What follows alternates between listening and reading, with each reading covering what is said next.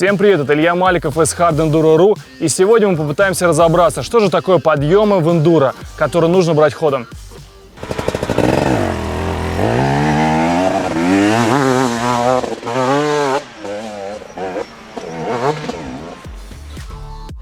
Почему же подъемы это так важно в эндуро? Ну, для новичков это может стать непреодолимой преградой, и на этом их трасса или их гонка закончится. Для тех, кто уже на следующей ступени, вы можете потерять на этих подъемах столько времени, столько сил, что никакие сэкономленные секунды на других элементах, повороты, трамплины, камни, бревна уже вас не спасут. Поэтому, заехав с первого раза правильно в подъем, не потеряв время, не потеряв силы, вы сэкономите кучу времени, кучу сил. Ради этого стоит тренироваться. Многие, приехав на тренировку даже вот в такой карьер, накручивают круги, правильно входят в поворот. Безусловно, это очень важно, это очень хорошо. Но когда вы приедете на гонку, которая называется Hard Enduro, и это будет настоящий Hard Enduro, а не около того, то те подъемы, которые вам представят организаторы, это будет что-то новенькое. Поэтому подъемы очень важно тренировать. Это один из основных элементов, если вы собрались в хард. А если вы собрались в хард ехать на международные соревнования, то половину времени вы должны провести на подъемах. Причем и подниматься, и спускаться.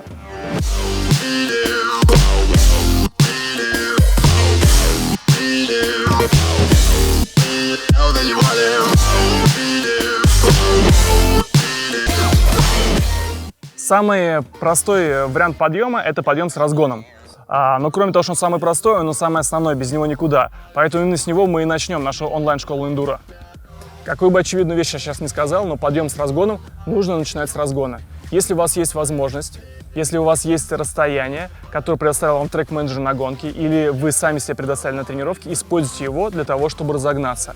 Разогнавшись, вы без проблем залетаете в подъем, не тратите время, силы и так далее. Но бывают и крайности. Часто новички на тренировках берут слишком большое расстояние для разгона, нащелкивают передачи, и им кажется, что перед самым подъемом у них слишком большая скорость. И нужно чуть сбросить. Сбрасывая, они совершают фатальную ошибку и не заезжают никуда. Только с опытом вы поймете, какое расстояние вам необходимо, чтобы разогнаться, и до какой скорости вам нужно разогнаться, на какой передаче, чтобы залететь в тот или иной подъем.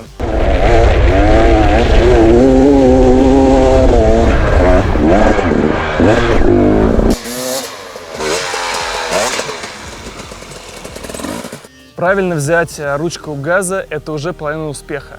Когда мы едем обычно по трассе, мы об этом не думаем, мы регулируем газ, открытие и закрытие кистью рук.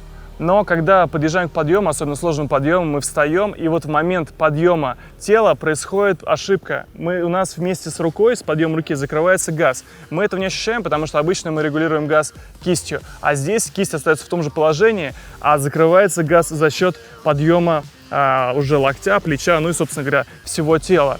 Поэтому очень важно перед сложным подъемом, которым вы настраиваетесь, вы стоите, немного перехватить ручку газа, то есть сделать его прям в неестественном положении вот так вот. Тем самым вы решите две проблемы. Во-первых, разгон будет более динамичный, даже если вы этого не хотите. И в момент, когда я поднялся, у меня газ остается так же, то есть у меня нету его закрытия, тем самым я разгоняюсь и еду в подъем на одном и том же газу. Он ровный и он достаточно, чтобы забраться в подъем. Перехватите ручку газа, и большинство сложных подъемов, которые для вас были не берущимися, по какой-то причине станут вам доступны. Просто перехватываем ручку газа.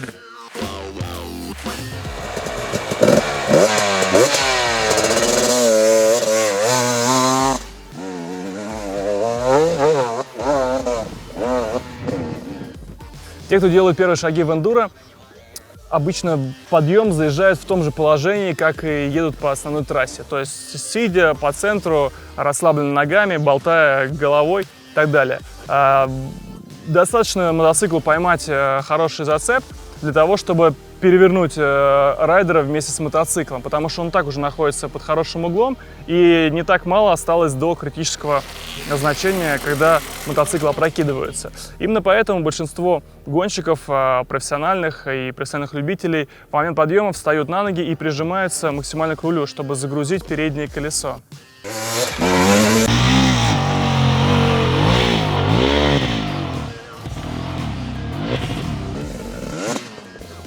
Когда мы сидим в подъем, нас стаскивает с мотоцикла, и тем самым напрягаются руки, забиваются предплечья, ну и дальше как бы усугубляет у того сложное положение в эндуро.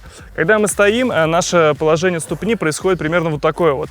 И тем самым основная нагрузка, которая не стаскивает с мотоцикла, она идет на ногу. То есть мы упираемся в подножку в момент подъема стоя. Происходит примерно вот так вот. И тем самым мы руки практически можем отпустить. Нам нужно только, чтобы рулить, их оставить, а не чтобы держаться, потому что нас мотоцикл уже не стаскивает, мы упираемся в ногу.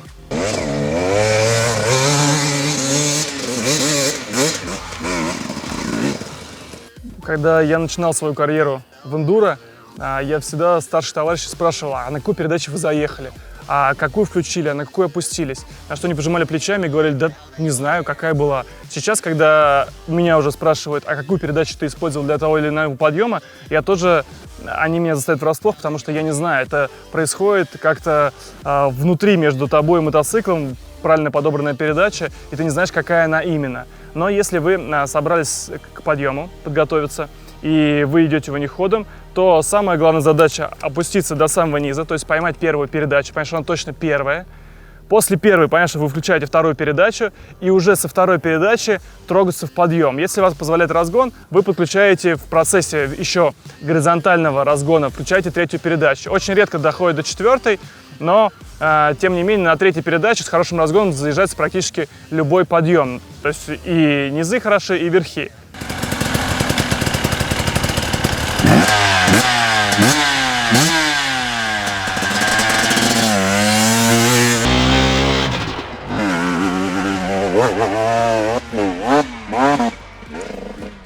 В целом, третья передача позволяет заехать любой подъем с хорошим разгоном.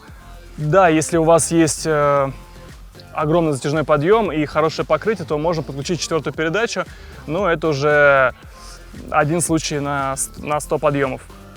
Куда смотреть во время подъема? Я слышал, некоторые учат о том, что нужно смотреть в самый конец подъема. Боюсь, эти ребята ни разу не ездили подъемы, которые затягиваются на 1-2 километра.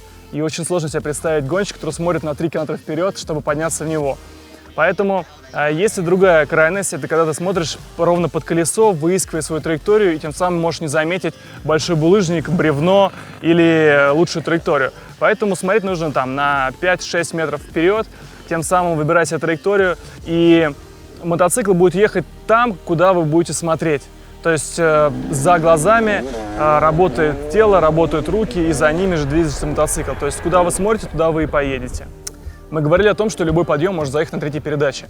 Но бывает так, что к самому концу подъема ухудшается грунт, увеличивается наклон, и третья передача начинает задыхаться. Обычно можно подтравить сцеплением, тем самым дав им второе дыхание. Но этого недостаточно. Что нужно сделать? Нужно вовремя, не теряя инерции, очень быстро переключить на одну передачу вниз. Иногда достаточно второй, а иногда и на первую передачу, и на первой передаче выехать на подъем в самом конце. Что делать, если вы едете в подъем, и вы однозначно понимаете, что заехать вам в него не получится? Обычно гонщики бросают мотоцикл, желая, чтобы он долетел до самого верха, а сами карабкаются наверх. Или просто остаются в том положении, в котором они есть. И потом долго и упорно, либо слезая, либо уже падая с мотоцикла, пытаются его развернуть.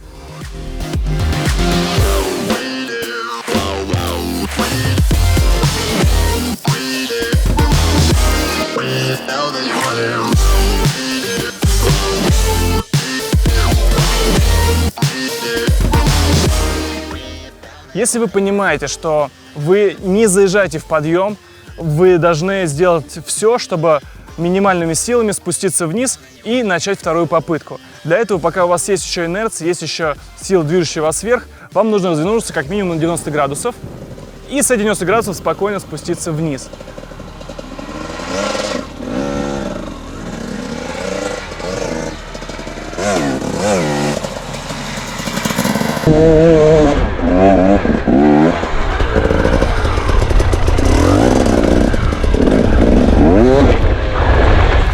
Как выбрать правильную траекторию во время подъема? Это вам подскажет опыт. Именно поэтому важно на тренировках не кататься не в одну колею, а пытаться заезжать каждый раз немножко по-разному. Более того, чаще всего на треке, где сингл-трек, да, где одна тропинка, и все едут в нее, она либо уже зашлифована, да, скользкая, либо там уже нарыта ступень, которую придется преодолеть, либо чаще всего там лежит какой-то райдер, которого надо обойти. Поэтому возьмите 20 метров вправо, 20 метров слева, и, скорее всего, эта траектория будет даже лучше, чем очевидно накатанная тропинка.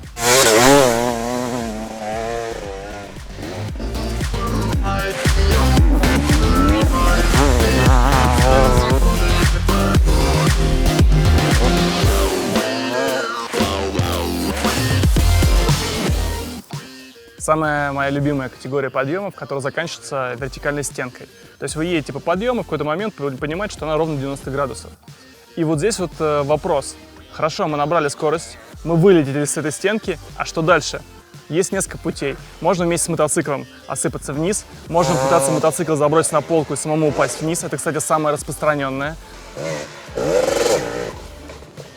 А можно, закрыв газ, тем самым переложить мотоцикл вместе с собой на горизонтальную плоскость. И очень важно, как только вы вылетели с вертикального подъема, закрыть газ, чтобы мотоцикл развернуло, и он принял правильное положение, вы поехали дальше.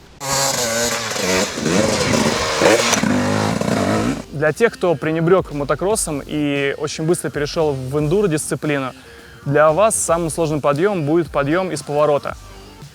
Очень важно в упорном повороте набрать необходимую скорость, чтобы сразу после него в правильной стойке вылететь в подъем.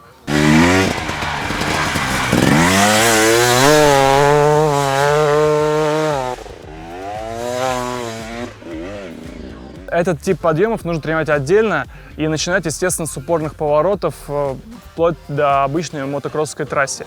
То есть упорный поворот надо проходить быстро, и на выходе из него вы должны быть уже готовы к подъему на самый верх.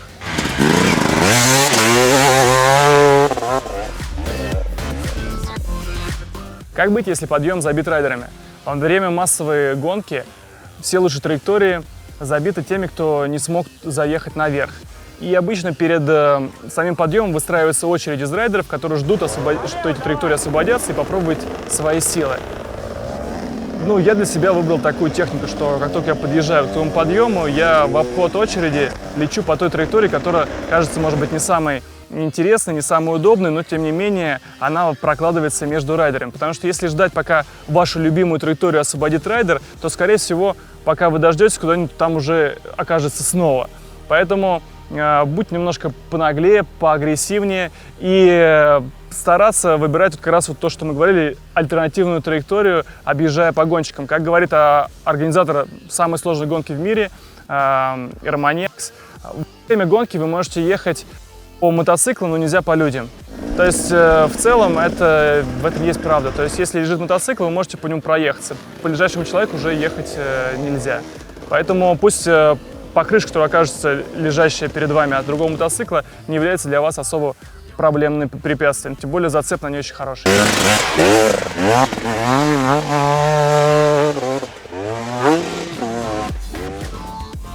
Спонсор показа – научно-производственная компания «Супротек». «Супротек» производит триботехнические составы для защиты и продления ресурса двигателей. Надеюсь, информация была полезна о более сложных типах подъема без разгона. Смотрите в отдельном видео. Подписывайтесь на канал Stantex и следите за выступлением нашей команды Hard Enduro.ru на соревнованиях.